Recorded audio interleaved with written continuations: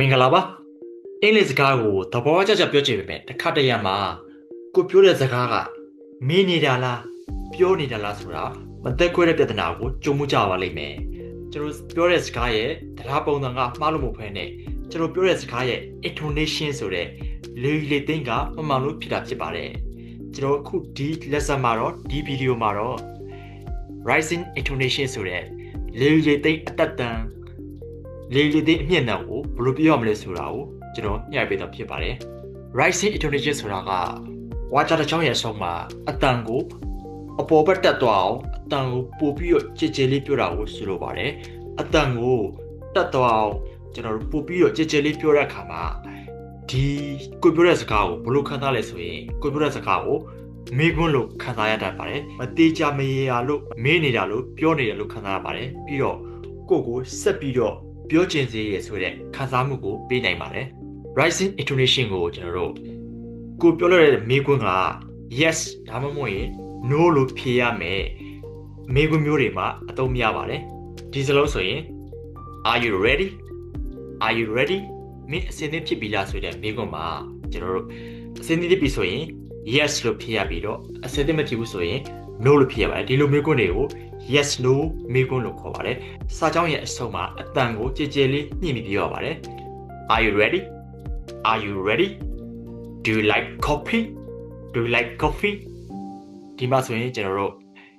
copy ကြတဲ့ဆိုရင် yes လို့ဖြေရပြီးတော့မကြိုက်ဘူးဆိုရင် no လို့ဖြေလို့ရပါတယ်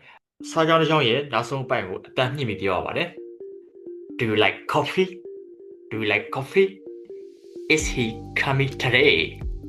he coming today ဒီမှာဆိုရင်ကျွန်တော်တို့ today ဆိုတဲ့နေရာအဆုံးသက်ပိုင်းကိုတန်ကိုညှိပြီးပြောရပါတယ်အဲ့လိုပြောချင်တဲ့ဒါကွန်ပျူတာစကားကိုမေးခွန်းလာမေးနေရဆိုတာကိုတစ်ဖက်လူကခံစားသိရှိနိုင်အောင်ဖြစ်ပါတယ်ပြီးတော့ rising intonation ဆိုတဲ့အတန်ညင့်တဲ့လေသိန်းကိုဘယ်လိုနေရာတွေမှာထပ်ပြီးပြောလို့ရဆိုရင်ကျွန်တော်တို့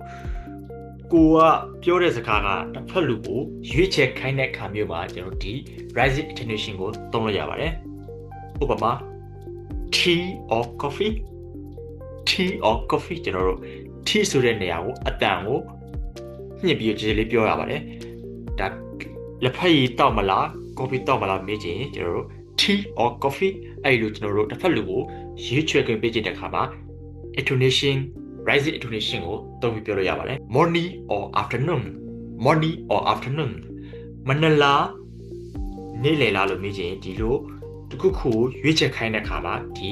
အဲ့ဒီလို rising intonation ကိုသုံးလို့ရပါတယ်နောက်ဆုံးရွေးချယ်ရမယ့်နေရာမှာတန်ကိုနှိပ်ပြီးပြောတာဖြစ်ပါတယ် morning or afternoon daily conversation ဖြစ်တဲ့နေ့စဉ်သုံးရတွေမှာ rising intonation ကိုဘယ်လိုနေရာတွေမှာထပ်သုံးလဲဆိုရင်ကိုပြောတဲ့စကားကမတိကျမရတဲ့အချိန်တို့ပြီးတော့ကိုပြောတဲ့စကားကယဉ်ကျေးကျေးပြောချင်တဲ့အခါမျိုးမှာလည်းဒီ rising intonation ကိုသုံးပါတယ်ဥပမာ I think it's ready ကျွန်တော်တို့အစင်းသင့်ဖြစ်ပြီဆိုတာကိုကသိပြီးတော့မတိကျတဲ့အချိန်တွေကိုကထင်ုံမဲ့ထင်တဲ့အခါမို့လို့ဒီနောက်ဆုံးမှာ rising intonation ဆိုတဲ့ဖြစ်တဲ့အတန်အမြင့်ကိုသုံးပြီးပြောတာဖြစ်ပါတယ် we can meet tomorrow ဒီမှာဆိုရင်ကျွန်တော်တို့မနက်ဖြန်မှာတွေ့နိုင်တယ်ဆိုတဲ့အဓိပ္ပာယ်မှာမနက်ဖြန်မှာတွေ့ဖို့ရ100%မတိကျသေးဘူးဆိုတဲ့အဓိပ္ပာယ်ဖြစ်ပါတယ်ဒီမှာ can ဆိုတာကမတိကျတဲ့နေရာမှာသုံးပါတယ်မနက်ဖြန်မှာတွေ့ဖို့100%မတိကျတဲ့နေရာမျိုးမှာဒီနောက်ဆုံးမှာ rising intonation ကိုသုံးပါတယ် we can meet tomorrow